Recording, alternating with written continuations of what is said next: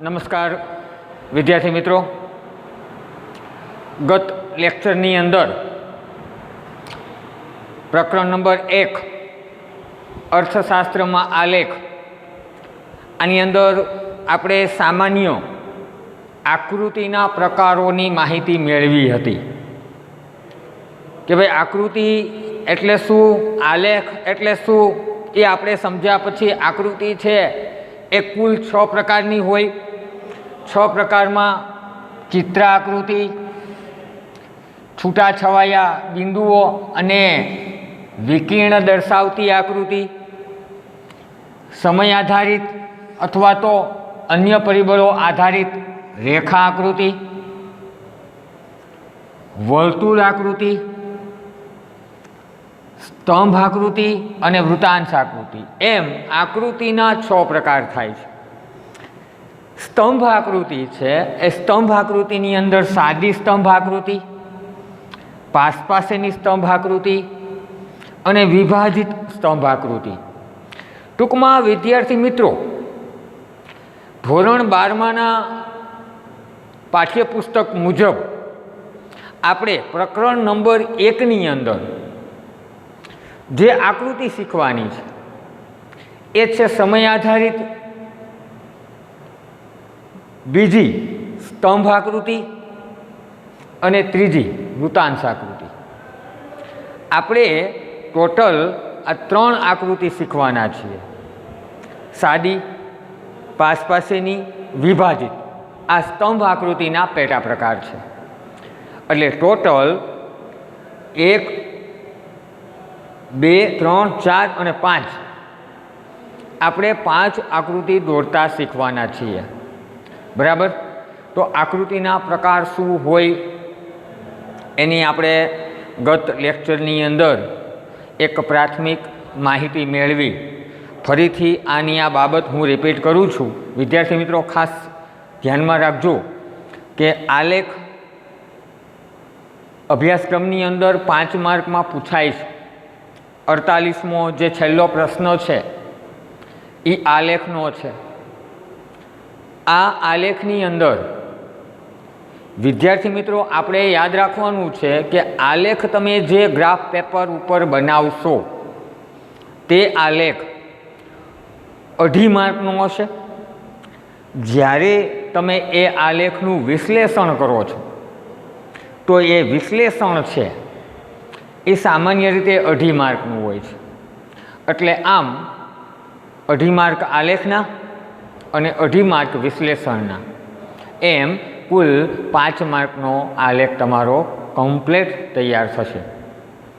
કાળજી રાખવાની છે કે આ 5 માર્ક એ રોકડા માર્ક છે, કેમ કે આલેખ બનાવતા વિદ્યાર્થી મિત્રો વધુ વાર ન લાગે. એટલે કોઈ પણ સંજોગોમાં ઇકોનોમિક્સના વિદ્યાર્થીઓ છે એટલે એક વાત તો હું કહીશ જ કે બોર્ડની અંદર પેપરમાં તમારે ટાઈમ ઘટશે. આ સમયગાળા દરમિયાન આપ સૌ વિદ્યાર્થીઓએ એક કાળજી રાખવાની છે કે આ ઈ સેક્શનનો 48મો પ્રશ્ન છે કોઈ પણ કાળે મુકાય નહીં. આ રોકડા માર્ક છે અને બહુ ઝડપથી આવતા એવા માર્ક છે. બાકી તમે ઈ સેક્શનનો 44-45મો પ્રશ્ન જો તમે લખશો તો કમસે કમ એમાં 15થી 20 મિનિટ અથવા તો 25 મિનિટ પણ જઈ શકે છે. તો ખાસ ઇઝી માર્ક છે, ઓછા સમયની અંદર માર્ક તમારે કવર થશે. એટલે યાદ રાખજો, ઈ સેક્શન શરૂ થયાની સાથે સાથે જ પેજ નંબર 24માં આલેખ આપ્યો હશે. એ આલેખ તમારે દર્શાવી જ દેવાનો છે. ફટાફટ પહેલું કામ એ કરવાનું છે, પેજ નંબર 23માં આલેખ ને 24માં એની સમજૂતી હશે. એટલે આપણે એ ભૂલવાનું નથી. તો તમને ખબર પડી ગઈ ને કે તમને પ્રશ્ન પૂછાય કે આકૃતિના પ્રકાર જણાવો. 2 માર્કની અંદર આ પ્રશ્ન પૂછાય એટલે તમારે લખવાનું છે ચિત્ર આકૃતિ, છૂટાછવાયા બિંદુઓ, વિકર્ણ દર્શાવતી આકૃતિ, સમય આધારિત અથવા તો અન્ય પરિબળ આધારિત રેખા આકૃતિ, વર્તુળ આકૃતિ, સ્તંભ આકૃતિ. સ્તંભ આકૃતિ છે સામાન્ય રીતે એના 3 પ્રકાર પડે છે. સાદી સ્તંભ આકૃતિ હોય, પાસેની સ્તંભ આકૃતિ હોય અને વિભાજિત સ્તંભ આકૃતિ હોય. આકૃતિનો છઠ્ઠો પ્રકાર છે વૃત્તાંશ આકૃતિ. એક વખત 2 માર્કની અંદર આગામી લગભગ 1 વર્ષ પહેલાં 2 માર્કની અંદર આવો એક પ્રશ્ન પૂછી નાખ્યો હતો કે આકૃતિના માત્ર પ્રકાર જણાવો. તો વિદ્યાર્થી મિત્રો, આ 1 થી 6 પ્રકાર છે, એ આપ સૌએ દર્શાવવાના છે. 1 થી 6 પ્રકાર લખી જ નાખવાના, એટલે તમને 2 માર્ક રોકડા મળી જાય. તો 2 માર્કમાં આ રીતે પૂછાય. હવે આપણે આ બધી આકૃતિઓમાં મેં તમને વાત કરી કે આપણે ટોટલ 6 આકૃતિ શીખવાના છીએ. 6 આકૃતિ અથવા આલેખ. એમાં એક સમય આધારિત રેખા આકૃતિ, એક સ્તંભ આકૃતિ, સાદી સ્તંભ આકૃતિ, પાસેની સ્તંભ આકૃતિ અને વિભાજિત સ્તંભ આકૃતિ અને વૃત્તાંશ આકૃતિ. વૃત્તાંશ આકૃતિ આપણે છેલ્લે મારી સામે આપ સૌ વર્તુળ, ગોળાકાર વર્તુળ લઈને બેસજો તો જ એ આકૃતિ બનશે. બરાબર? બનશે ત્યારે હું તમને એની માહિતી આપીશ.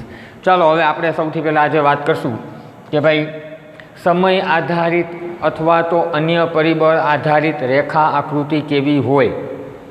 આ આકૃતિને સામાયિક શ્રેણી આલેખના નામથી પણ ઓળખવામાં આવે છે કે ભાઈ સમય આધારિત રેખા આકૃતિ કોને કહેવાય. હવે 2 ચલ છે. 2 ચલ એટલે શું? તો કે ભાઈ OY ધરી અને OX ધરી. આ 2 ચલ વચ્ચેનો સંબંધ અને ઢાળ દર્શાવતી આકૃતિને કેવી આકૃતિ કહેવાય? તો કે ભાઈ સમય આધારિત રેખા આકૃતિ કહેવાય અથવા સામાયિક શ્રેણી આલેખ કહેવાય. ટૂંકમાં 2 ચલ વચ્ચેનો સંબંધ અને ઢાળ રજૂ કરતી આકૃતિને સામાયિક શ્રેણી આલેખ કહેવાય. શું થાય છે આમાં? તો કે આમાં કાંઈ 2 બાબતો વચ્ચેનો શું નક્કી થાય છે? તો કે ભાઈ 2 બાબતો વચ્ચેનો સંબંધ નક્કી થાય છે અને 2 બાબતો વચ્ચેનો ઢાળ નક્કી થાય છે. કે 2 ચલ એટલે કે OY ધરી ઉપર કયો ચલ દર્શાવવામાં આવ્યો છે અને OX ધરી ઉપર શું દર્શાવવામાં આવ્યું છે. OY ધરી અને OX ધરી, આ જે 2 ચલ છે, આ 2 ચલ વચ્ચેનો સંબંધ અને ઢાળ નક્કી કરતી આકૃતિને શું કહેવાય? તો કે નક્કી કરતી આકૃતિને આપણે સમય આધારિત રેખા આકૃતિ કહીએ છીએ. ખ્યાલ આવ્યો તમને? 1 માર્કની અંદર એવો પ્રશ્ન પૂછી નાખ્યો હોય કે સમય આધારિત રેખા આકૃતિ એટલે શું? તો એમાં આપણે લખવાનું કે ભાઈ 2 ચલ છે. બરાબર? તો કે ભાઈ ક્યાં 2 ચલ? તો કે 2 ચલ વચ્ચેનો સંબંધ અને ઢાળ દર્શાવતી આકૃતિને કેવી આકૃતિ કહેવાય? તો કે ભાઈ સમય આધારિત રેખા આકૃતિ કહેવાય. જેમાં 2 ચલ છે. 2 ચલની મેં વાત કરી. હવે ખાસ કરીને માંગ રેખા અને પુરવઠા રેખા આપણે ધોરણ 11ની અંદર માંગ રેખા ભણી ગયા. તો એ માંગ રેખાની અંદર OY વચ્ચે આપણે શું લેતા? તો કે ભાઈ માંગ. OX ધરી પર શું લેતા? તો કે કિંમત. તો આ બંને વચ્ચેનો જે સંબંધ છે અને બંને વચ્ચેનો ઢાળ કેવો થાય છે, તો એ ઢાળ રજૂ કરતી આકૃતિને શું કહેવાય? તો કે ભાઈ સમય આધારિત રેખા આકૃતિ કહેવાય. એટલે જેમ કે મેં વાત કરી, માંગ રેખા છે, પુરવઠા રેખા છે, પુરવઠાનું સંકોચન છે, પુરવઠાનું વિસ્તરણ છે, માંગની મૂલ્ય સાપેક્ષતા છે. તો માંગની મૂલ્ય સાપેક્ષતાના કેટલા પ્રકારો છે? આપણે 11માની અંદર ભણી ગયા કે માંગની મૂલ્ય સાપેક્ષતાના 5 પ્રકારો છે. તો એ 5 પ્રકારો કયા છે? એનો આકૃતિનો ઢાળ કેવો હોય છે, તે OY અને OX ધરી વચ્ચે સંબંધ શું છે. તો આવી આકૃતિને કેવી આકૃતિ કહીએ છીએ? આપણે સમય આધારિત રેખા આકૃતિ કહીએ છીએ. એટલે ખાસ કરીને 2 ચલની મેં વાત કરી, OY, OX. સામાન્ય રીતે X ધરી પર છે ને સ્વતંત્ર ચલ હોય. X ધરી હોય ને સમયગાળો છે, વર્ષ છે, ક્ષેત્ર છે. સમયગાળો, વર્ષ, ક્ષેત્ર આ સામાન્ય રીતે કેવું હોય છે ખબર? એકદમ સ્વતંત્ર. એમાં જે ચલ, એમાં જે માહિતી આપેલી છે બધી કેવી હોય છે? તો કે ઓ એક્સ ધરીની આપણે વાત કરીએ, આ ઓ એક્સ ધરી ઉપર જે માહિતી દર્શાવવામાં આવી છે એ સામાન્ય રીતે કેવી હશે? તો કે ભાઈ સ્વતંત્ર હશે. એટલે આ ચલ કેવો છે? તો કે ભાઈ સ્વતંત્ર ચલ છે. સામાન્ય રીતે એક ક્ષેત્ર સાથે સંકળાયેલ હોય. પછી એ સમયગાળો હોય, ક્ષેત્ર હોય, વર્ષ હોય. અને ઓ વાય ધરી છે ને, જે એ ઓ વાય ધરી ઉપર સામાન્ય રીતે પરતંત્ર ચલ હોય છે. એટલે કે એકબીજા પર આધારિત રાખનાર. એકબીજા પર શું રાખતું હોય છે? તો કે આધાર. તો ઓ વાય ધરી છે એમાં ચલ કેવું આવે? એમાં પરતંત્ર ચલ આવે છે. એટલે ખાસ કરીને સમય આધારિત રેખા આકૃતિની અંદર શું છે? તો કે ભાઈ બે ચલ વચ્ચેનો સંબંધ અને ઢાળ રજૂ કરતી આકૃતિને સામાન્ય રીતે સમય આધારિત રેખા આકૃતિ કહેવાય. મેં વાત કરી કે સામાન્ય રીતે બે ચલ હોય, એક સ્વતંત્ર ચલ હોય અને એક પરતંત્ર ચલ હોય. ઓ એક્સ જે ધરી ઉપર જે વસ્તુ કે જે માહિતી દર્શાવી છે એ સ્વતંત્ર ચલ છે, અને ઓ વાય ધરી ઉપર જે માહિતી દર્શાવી છે એ સામાન્ય રીતે કેવી હશે? પરતંત્ર ચલ છે. પરતંત્ર ચલની અંદર સામાન્ય રીતે ટકાવારી જ આવે. વિદ્યાર્થી મિત્રો, આપણે વસ્તી વૃદ્ધિની ટકાવારી, ભારતમાં ગરીબીનું પ્રમાણ કેટલું છે, ટકાવારી, બેરોજગારીનું પ્રમાણ કેવું છે, કૃષિ ક્ષેત્રની અંદર રાષ્ટ્રીય આવકનો ફાળો કેવો છે, ઉદ્યોગ ક્ષેત્ર હોય, સેવા ક્ષેત્ર છે તો રાષ્ટ્રીય આવકનો ફાળો, રોજગારીનો ફાળો, મૃત્યુદર હોય તો મૃત્યુદરનું ટકાવારી પ્રમાણ. સામાન્ય રીતે આવી બધી માહિતી હંમેશા કયા તંત્ર ઉપર છે? તો કે પરતંત્ર, એટલે કે ઓ વાય ધરી ઉપર હશે. એટલે ખાસ સમય આધારિત રેખા આકૃતિની અંદર આપણે ઓ વાય અને ઓ એક્સ ધરી ઉપર શું હોય તેની વાત કરી. હવે અર્થશાસ્ત્રમાં રેખા આકૃતિ દ્વારા સારામાં સારી વાત એ છે કે ભાઈ વિવિધ વર્ષોમાં વસ્તીનું પ્રમાણ કેવું છે એની માહિતી તમે વ્યક્ત કરી શકો છો.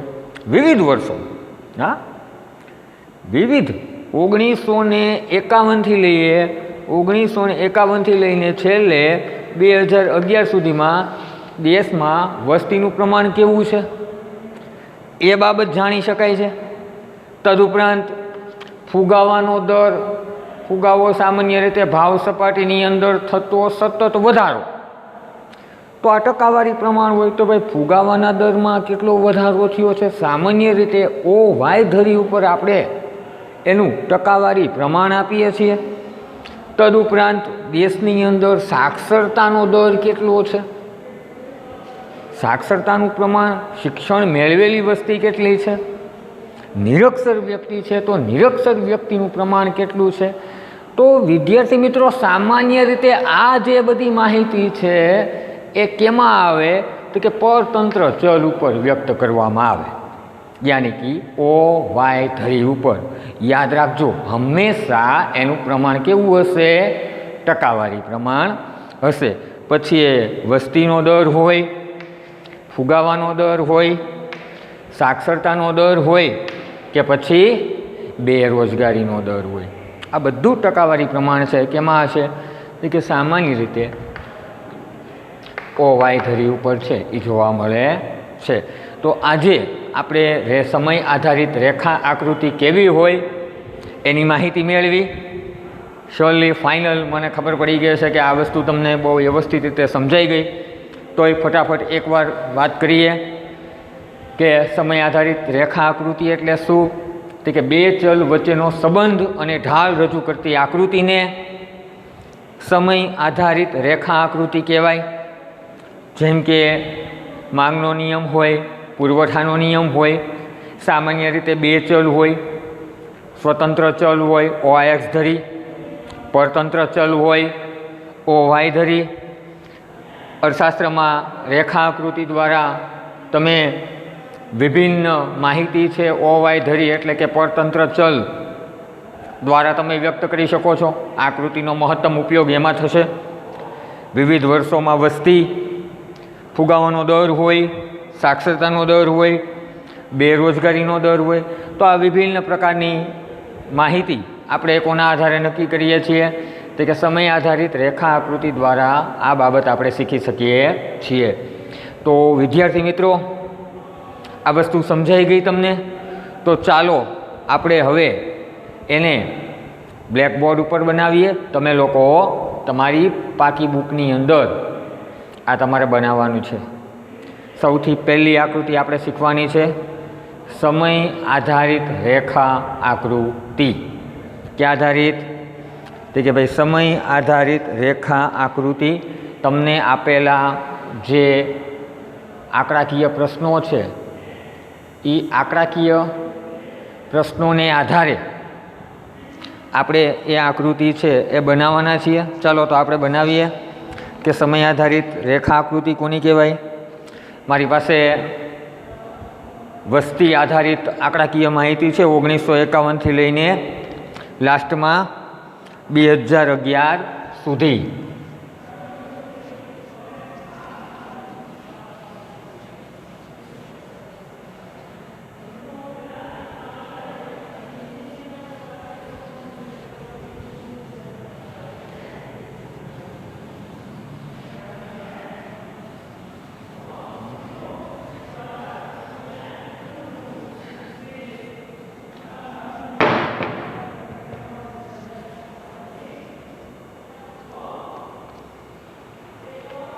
ચલો વિદ્યાર્થી મિત્રો જોઈએ કે ભાઈ ભારતમાં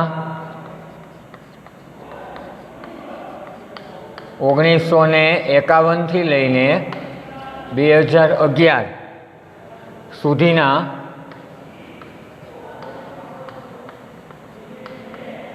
સુધીના દશકામાં વસ્તી વૃદ્ધિ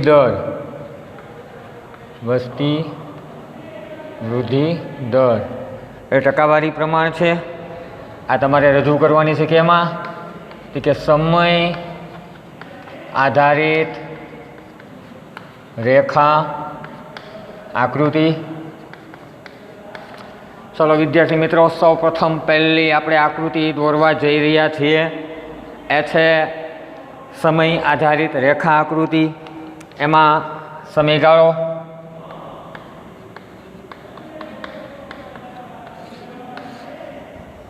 વસ્તી વૃદ્ધિ દર,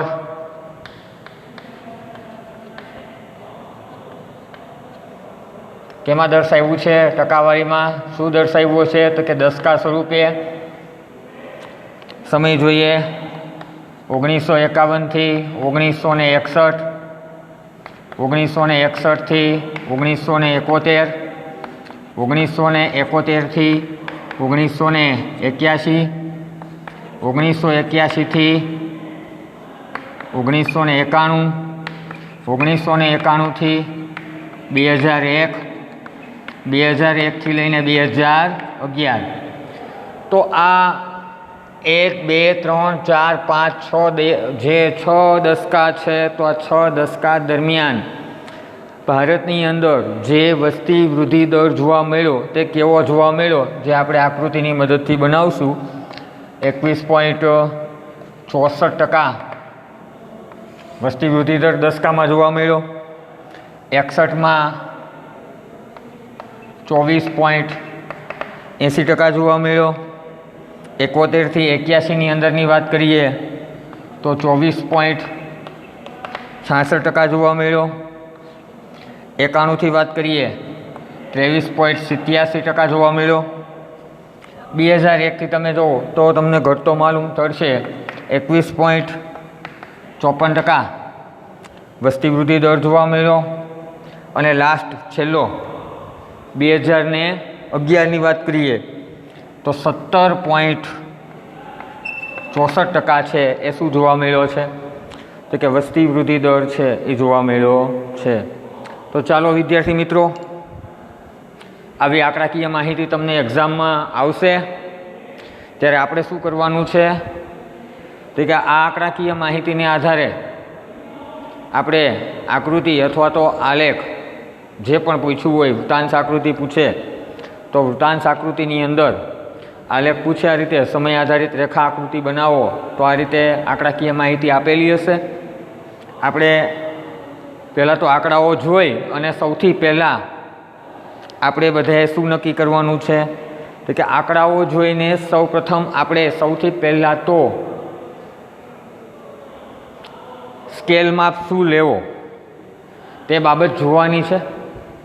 ચાલો લઈએ. એક ગણિતનો સીધો સાદો નિયમ છે, તમે જાણો છો કે 21.64 છે. 64 50 ઉપર હોય એટલે કેટલા થઈ જાય તો કે 22 થઈ જાય. 24.80 છે, 50 ઉપર છે એટલે કેટલા થઈ જાય 25 થઈ જાય. પછી માની લો કે 21.17 છે તો આ કેટલા રહેશે તો કે આ 21 જ રહેશે, કેમ કે 50થી શું છે નીચા છે. તો ઘણીવાર આ નિયમે પણ કામ કરવું પડે છે, કેમ કે ઘણી તમને પોઈન્ટની જ્યારે માહિતી આપેલી હોય ત્યારે વિદ્યાર્થી મિત્રો આ બાબત છે એ અવશ્ય રીતે શીખવી પડે છે. ચાલો તો હવે આપણે વાત કરશું. સૌથી પહેલાં તો જ્યારે આકૃતિ બનાવીએ આપણે, એટલે આકૃતિ બનાવતી વખતે સૌપ્રથમ પહેલાં તો શું લેવામાં આવે છે તો કે ભાઈ સ્કેલ માપ. આમાં સ્કેલ માપ આપણે કઈ ધરીનો લેશું ઓવાય ધરી ઉપર. શું લેશું ટકાવારી પ્રમાણ છે 5 સેમી બરાબર કેટલા ટકા 5% લેશું 10%. તો કે આમાં 5% જ લેવાય, કેમ કે આંકડાઓ તમે જો બધા નાના નાના છે 5, 10, 15 ને 20 ને 25 કરો એટલે પૂરું થઈ જાય. તમે સ્કેલ માપ 2 પણ લઈ શકો. માની લો કે તમે સ્કેલ માપ 2 લેશો તો આકૃતિ કઈ જાય 2, 4, 6, 8, 10 અહીંયા સુધી થાય. હા, પછી તો કે 12, 14, 16, 18, 20 આપણે જવાનું છે 25 સુધી, 22, 24 અને 26. બે રીતે લ્યો તો આ રીતે આકૃતિ બને. એટલે વિદ્યાર્થી મિત્રો જ્યારે તમે સ્કેલ માપ લ્યો છો તો એ સમયગાળા દરમિયાન આંકડાકીય માહિતીને અનુરૂપ છે એ શું લેવો જોઈએ તો કે અનુરૂપ છે એ સ્કેલ માપ લેવો જોઈએ. તમે 2નો સ્કેલ માપ લેશો તો આકૃતિ કેવી બનશે મોટી બનશે. ગ્રાફ પેપર આપણે આપેલું જ છે, ઘણા બધા કોષ્ટક હોય એમાં, એટલે સામાન્ય રીતે આપણે 2 પણ લઈ શકો છો, 3 પણ લઈ શકો છો, એવું જરૂરી નથી. આ સ્કેલ માપ તમે લ્યો 5 સેમી, એ જે પહેલું કોષ્ટકનું ખાનું હશે સેમી હશે સેન્ટીમીટર, એ 5 સેમીનું હશે. એટલે 5 સેમી બરાબર તમે કેટલા વર્ષ લ્યો છો. દાખલે કે 2 લીધા છે તો અહીંયા શું લખવું પડે મારે તો અહીંયા મારે 2 લખવા પડે. અહીંયા મેં જો 5 લીધા હોય તો મારે કેટલા લેવા પડે 5. એટલે સૌથી પહેલાં વિદ્યાર્થી મિત્રો તમે જ્યારે આકૃતિ બનાવો છો ત્યારે આપણે આકૃતિ દોરતી વખતે કઈ બાબતની કાળજી લેવી જોઈએ એની આપણે વાત કરી હતી. એમાં આપણે શું શીખાતા ચોક્કસ સ્કેલ માપ. ચોક્કસ સ્કેલ માપ વગરની આકૃતિ બનાવી નહીં. બરાબર છે. ચાલો હવે આપણે આકૃતિ બનાવીએ.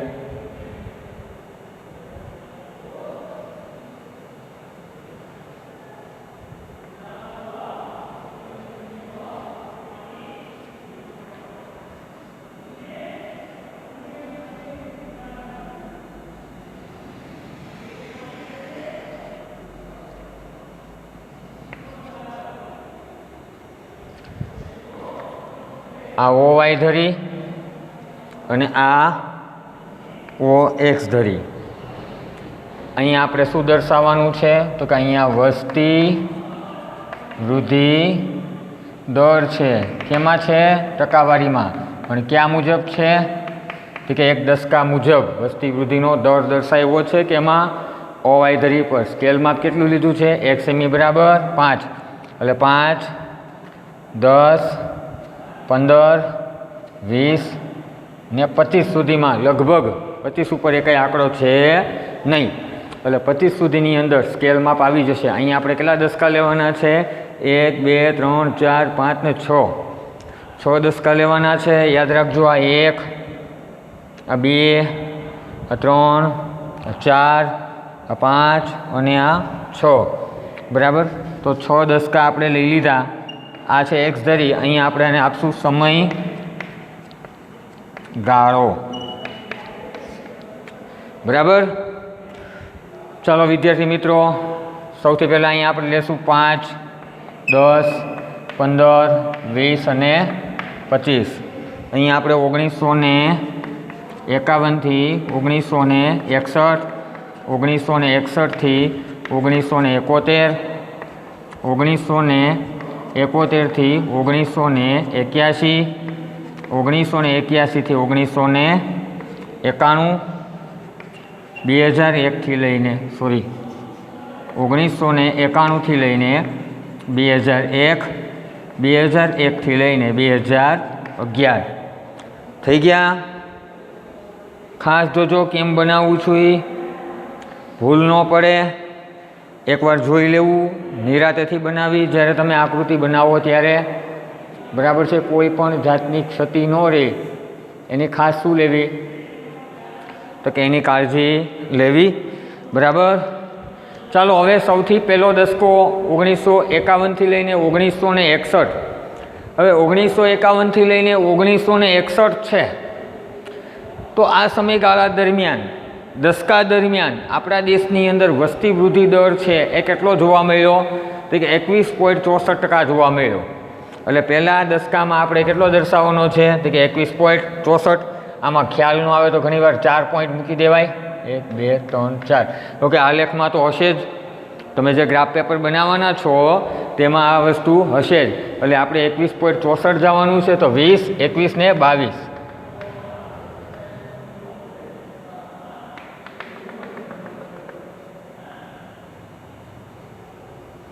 રેડી. ખાસ તકેદારી રાખવી, ભૂલ ન થાય એમાં.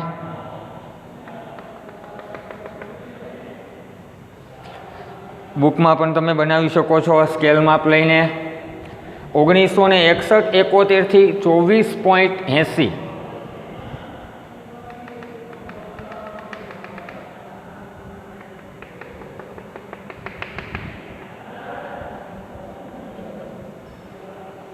ઓગણીસો 71 કેટલું છે, 24.80. 1971 થી લઈને 1981 જે દશકો છે એમાં વસ્તી વૃદ્ધિનો દર છે 24.66. આ કેટલા થયા, 20, 20 ને 4, 24.66. એટલે શું થશે, 24.80 છે. એક મિનિટ, અહીંયા 25 મૂકી દેવા. 24.66.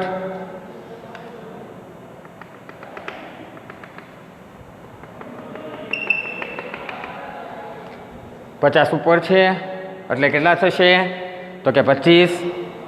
એટલે 24.66 લીધા આપણે અહીંયા. ત્યાર પછીની ગ્રાફ પેપરની અંદર પોઈન્ટ ટુ પોઈન્ટ થશે તમતારે. 1981-91 જોઈએ તો 23.87 છે.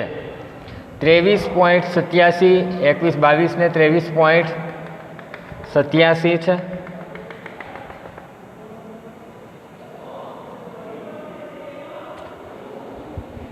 પછી 1991 થી લઈને 2001માં 21.54% વસ્તી વૃદ્ધિ દર જોવા મળ્યો. કેટલો છે, 21.54% છે. શું જોવા મળ્યો, કે વસ્તી વૃદ્ધિ દર છે એ જોવા મળ્યો. અને સૌથી ઓછો દશકામાં જેમાં વસ્તી વૃદ્ધિ દર એકદમ ઓછો છે 2001 થી લઈને 2011માં કેટલો છે, 17.64% છે. શું જોવા મળ્યો છે, કે વસ્તી વૃદ્ધિ દર 15, 16, 17, 18, 19 ને 20.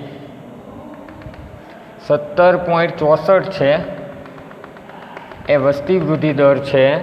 એ છેલ્લે 2001 થી 2011ના દશકાની અંદર છે એ જોવા મળ્યો છે. તો આ જે આકૃતિ બની, આ આકૃતિને આપણે શું કહેશું, આ આકૃતિને આપણે સમય આધારિત રેખા આકૃતિ કહેશું. બરાબર છે, શું કહેશું, સમય આધારિત રેખા આકૃતિ કહેશું. ખાસ યાદ રાખજો, ઓ વાય ધરી ઉપર શું દર્શાવવામાં આવ્યું છે એ લખવું, ઓ એક્સ ધરી ઉપર શું દર્શાવવામાં આવ્યું છે એ લખવું. તદુપરાંત ઉપર આ પોઈન્ટ છે, તમે અહીંયા પણ ટકાવારી પ્રમાણ લખી શકો છો. હા, એમ નહીં કે ન લખાય, અહીંયા પણ તમે ટકાવારી પ્રમાણ લખો. દાખલા કે 21.64%, ત્યાર પછી 24.80%, ત્યાર પછી 24.66%,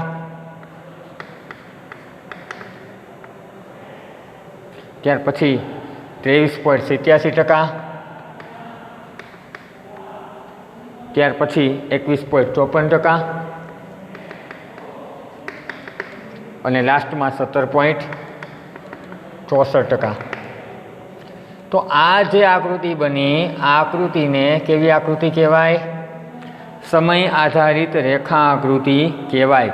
પછી જો આકૃતિ બન્યા પછી આનું વિશ્લેષણ પણ તમે તમારી રીતે જ કરી શકો છો. તમારા હાથમાં જો કેલ્સી હોય તો આ વિશ્લેષણ એકદમ ઇઝી પડી જશે. મારા હાથમાં વિદ્યાર્થી મિત્રો અત્યારે કેલ્સી નથી, પણ જો કેલ્સી હાથમાં હશે તો આનું વિશ્લેષણ છે કેવું બની જશે? એકદમ ઇઝી વિશ્લેષણ બની જશે. દાખલા તરીકે 1951માં તમારે સૌથી પહેલાં તમે જ્યારે વિશ્લેષણ કરો ત્યારે યાદ રાખજો, બોર્ડની એક્ઝામમાં કેલ્સી લઈ જવાની છૂટ છે. આપણે ઇકોનોમિક્સમાં ડોન્ટ વરી. હા, તમને મોઈ સાહેબ કેલ્સી લઈ જવા દેશે? એકાઉન્ટ સ્ટેટમાં તો લઈ જવા દે, ઇકોમાં લઈ જવા દે? હા, લઈ જવા દે. આપણે વૃત્તાંશ આકૃતિ આવે એમાં ગાણિતિક પદ્ધતિનો ઉપયોગ કરવો પડે. અને ઇકોનોમિક્સના સ્ટુડન્ટ એટલે કોમર્સ છે જ આપણે, એટલે એકાઉન્ટ સ્ટેટ એને કોઈ પ્રશ્ન થાય જ નહીં. એટલે સૌ પ્રથમ તમે વિશ્લેષણ કરો તો વિશ્લેષણની અંદર સૌથી પહેલાં તમારે શું કહેવાનું છે? તો કે ભાઈ નીચે મુજબ દર્શાવેલ આકૃતિમાં ઓ વાય ધરી ઉપર શું છે? તો કે ઓ વાય ધરી ઉપર વસ્તી વૃદ્ધિનો દર કેમાં દર્શાવ્યો છે? તો કે વસ્તી વૃદ્ધિનો દર છે એ ટકાવારીમાં દર્શાવ્યો છે. કેમાં દર્શાવ્યો છે? ટકાવારીમાં દર્શાવ્યો છે. ઓ એક્સ ધરી ઉપર સમયગાળો 10 વર્ષના દશકાની અંદર દર્શાવવામાં આવ્યો છે. રેડી? આ બે વસ્તુ બોલ્યા પછી પોઈન્ટ કરીને જ લખતું જવાનું છે. વિશ્લેષણ બહુ ટૂંકું કરવું, બહુ લાંબુ ન કરવું, કેમ કે 2.5 માર્ક જ છે વિદ્યાર્થી મિત્રો. આ ભરીને જ દેવાના આખા 2 પેજ વિશ્લેષણમાં. અડધું પેજ જ લખવાનું છે, મહત્તમ બને તો પોણું. એક તો આખું ભરવાનું જ નથી. ભૂલે ચૂકે એક પેજ નહીં ભરતા, ટૂંકું ટચ. તો કે ભાઈ 1951 થી 1961માં ભારતની અંદર આ દશકા દરમિયાન સુધી 21.64% જોવા મળી. હા, એની કરતાં 1961-71માં વસ્તી વૃદ્ધિ દર 24.80 એટલાનો વધારો થયો. કેટલા ટકાનો વધારો થયો? તો કે ભાઈ 3%નો વધારો અને અમુક પોઈન્ટનો વધારો. તો એ તમે વ્યક્ત કરી શકો છો કે ભાઈ આ દશકા દરમિયાન એટલો વધારો થયો. 1971થી લઈને 1981 સુધીની વાત કરીએ તો 1971થી લઈને 1981 સુધીના દશકાની અંદર ભારતમાં જે વસ્તી વૃદ્ધિ દર જોવા મળ્યો એ કેટલો જોવા મળ્યો? તો કે ભાઈ 24.66% છે. શું જોવા મળ્યો છે? તો કે ભાઈ વસ્તી વૃદ્ધિ દર છે એ જોવા મળ્યો છે. 1981 થી 1991ની વાત કરીએ તો ભારતની અંદર 23.87% છે. શું જોવા મળ્યો છે? વસ્તી વૃદ્ધિ દર જોવા મળ્યો છે. 1991 થી 2001 દરમિયાન જોઈએ તો 21.54% અને સૌથી ઓછો જે વસ્તી વૃદ્ધિ દર જોવા મળ્યો છે 2001થી લઈને 2011માં. આમાં સરકારે બેટી બચાવો આંદોલન, સ્ત્રીને શિક્ષણ, પોષણ, સાર સંભાળ આવી એક સરસ વ્યૂહ અપનાવેલી હતી. શિક્ષણ, પોષણ અને રક્ષણ, ત્રિપાખ્યા વૃહ. આ ત્રિપાખ્યા વ્યૂહના કારણે ભારતની અંદર ક્રમશઃ વસ્તી ઘટતી માલુમ થઈ. વસ્તી વૃદ્ધિનો દર છે એ નીચો જોવા મળ્યો. એટલે 17.64% લાસ્ટ અંતિમ જે તબક્કો છે આપણો લાસ્ટ વસ્તી ગણતરીનો, એમાં 17.64% જોવા મળ્યો છે, જે આકૃતિમાં રજૂ કરી શકાય છે. બસ આટલું જ લખવાનું છે, ટૂંકું ટચ. આમાં કોઈ લાંબુ કાંઈ મહાભારત નથી કરવાનું કે હાલો આમાં હજી આટલા શબ્દો ઉમેરીએ. હા, આમાં આ દસકાની ને આ દસકાની તમે તુલના કરી શકો છો. એટલે 21.64માંથી 17.64 કાઢી નાખવા, બરાબર છે.